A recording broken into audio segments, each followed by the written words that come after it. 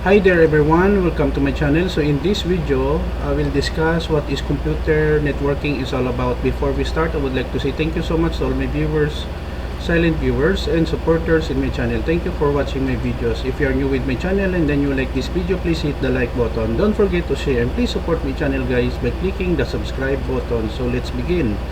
What is computer networking? Computer networking refers to the practice of connecting multiple computers and devices together to enable communication and resource sharing.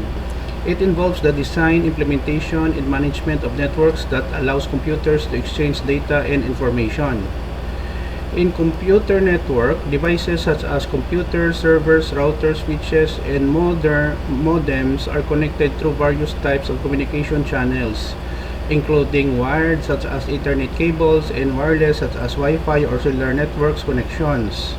These networks can be local or LAN, covering a small area like a home or office, or wide WAN, spanning large geographical distances and connecting multiple locations.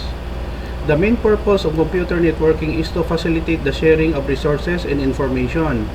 By establishing a network, users can access shared files, printers, databases, and other resources from different computers within the network.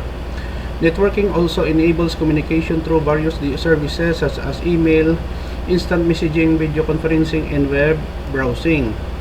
Networking protocols as TCP/IP or Transmission Control Protocol, Ethernet Protocol govern the rules and standards for data transmission and routing across networks.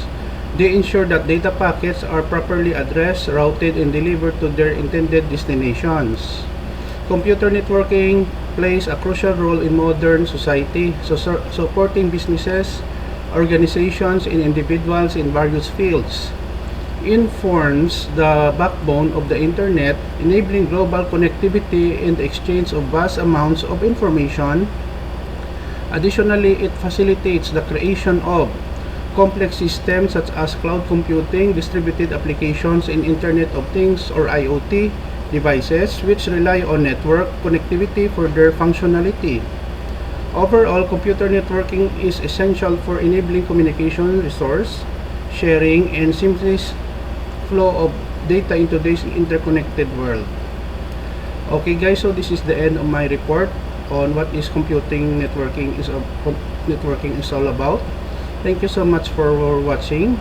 Don't forget to like, share, and please support my channel guys if you're new by clicking the subscribe button. See you in the next video tutorial guys. This is your friend Jake saying bye bye for now.